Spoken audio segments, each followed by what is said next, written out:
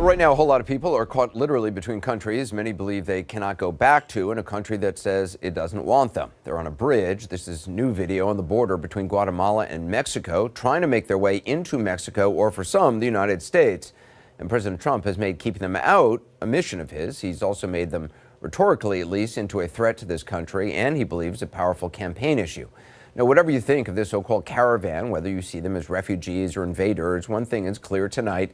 They're in a standoff right now with an army of Mexican federales, and tensions are running high. More now from our Bill Weir, who's at the border. At high noon, the bridge over the border was empty. But then, for some reason, Guatemalan police threw open the gates.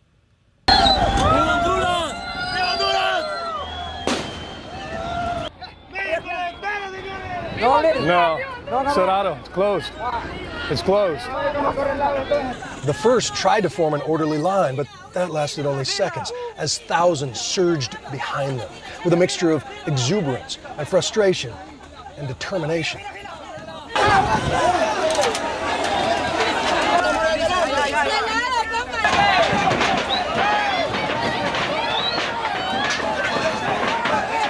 After a fraught half an hour, the crowd calmed itself, even turning on the few troublemakers.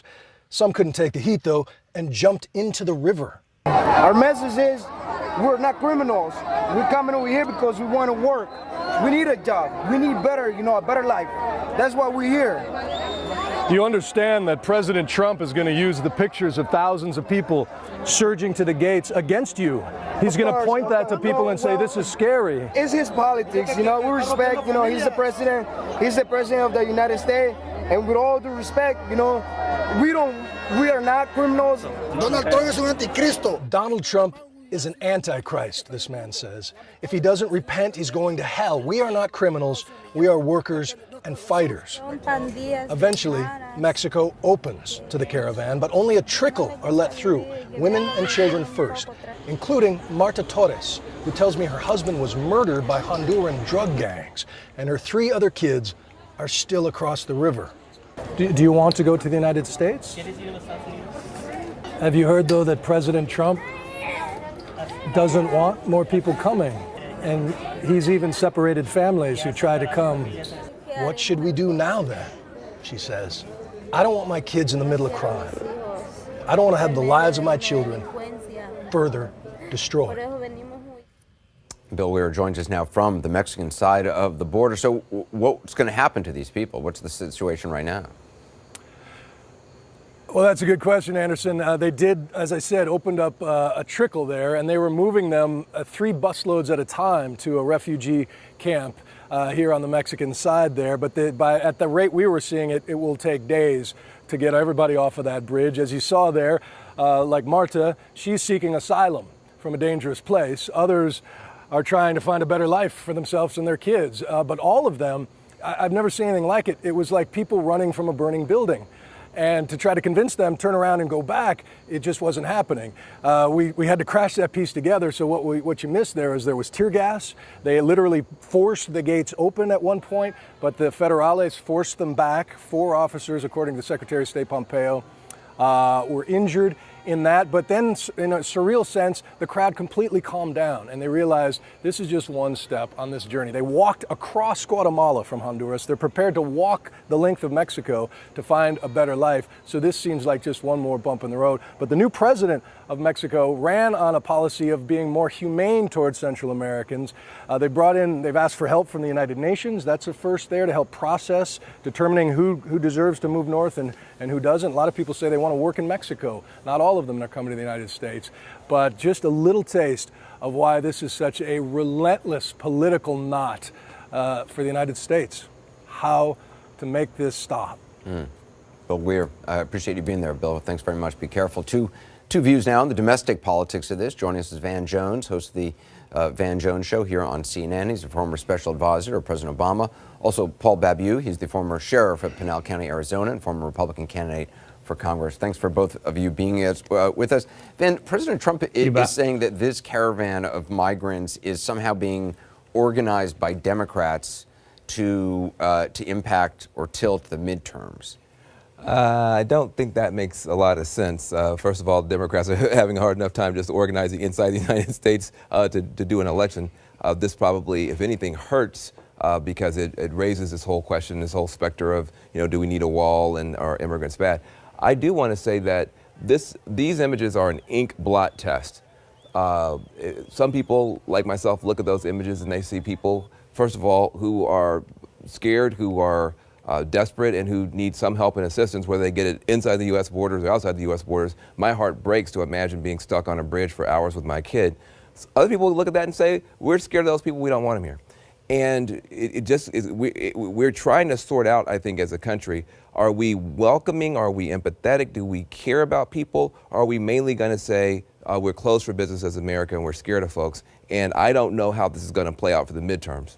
Paul, I mean, do you believe, as the president apparently does, that the Democrats have somehow engineered this caravan of thousands, that it somehow plays well for Democrats?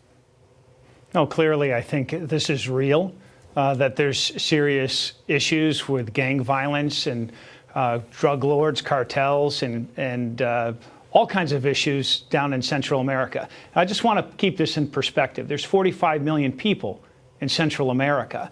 And so what is the limit? And Van, you bring up a good point. Is America open or closed? Clearly, America is open. When you look at globally, that America, we take 1 million legal immigrants each and every year. And so what's the capacity? What's the limit? Is it these 4,000 migrants who are trying to rush the Guatemala border into Mexico to come to the United States?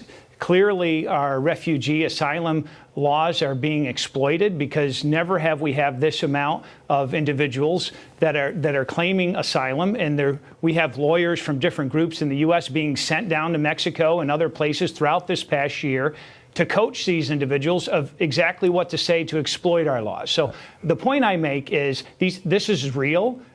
How do we help these individuals? I submit that we help them there in their country so they can stay there. We already have a third of all Salvadorans here in the United States of their total population. So what do we just empty their whole countries? Well, I don't think anybody's saying that. And I actually know some of those El Salvadorans. I'm glad they're here. They're doing some of the best work and raising great families and doing well in our country.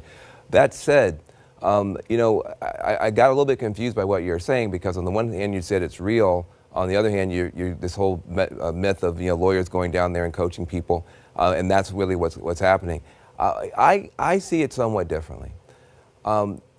We are not doing enough on either side of the border when it comes to the amount of violence, of fear, of crime, of hunger, and as a result, when you don't deal well with your neighbors, sometimes your neighbor's problems spill over.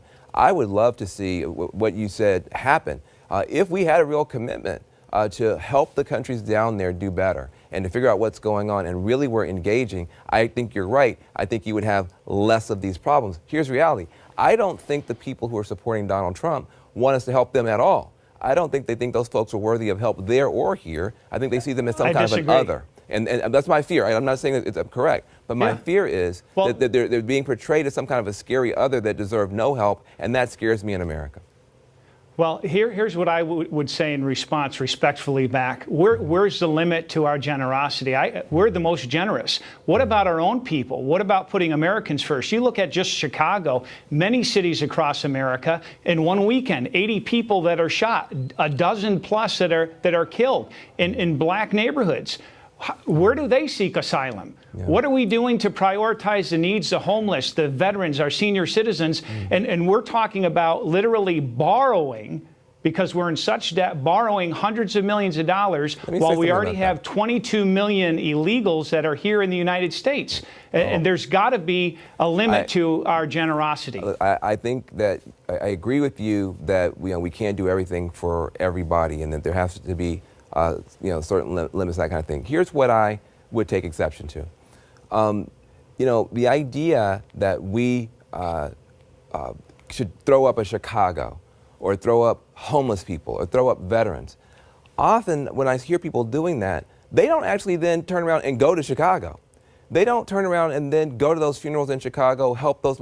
it becomes almost like a talking point or something where you're pointing to other people's pain and other people's funerals, but not being involved in helping. So ultimately, it becomes more of a talking point to otherize, for lack of a better term, another bunch of people. That's not me. I'm talking about real problems in the United States well, listen, throughout I don't our see country. But I'm submitting that we put Americans and our citizens in our country and our concerns first above Hondurans. I may have missed. Let me just give me 1 second here.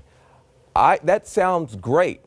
But what I hear is whenever something happens with the immigrant community, we say, hey, we're not going to help you. We should help the people in Chicago. But then we don't help the people in Chicago either. And so it begins to seem like maybe this is just a talking point for the conservatives and not something we're actually going to be actionable about. I think we can do better in Chicago, better at the border, and better beyond the border. But right now we're not doing better with any of those folks.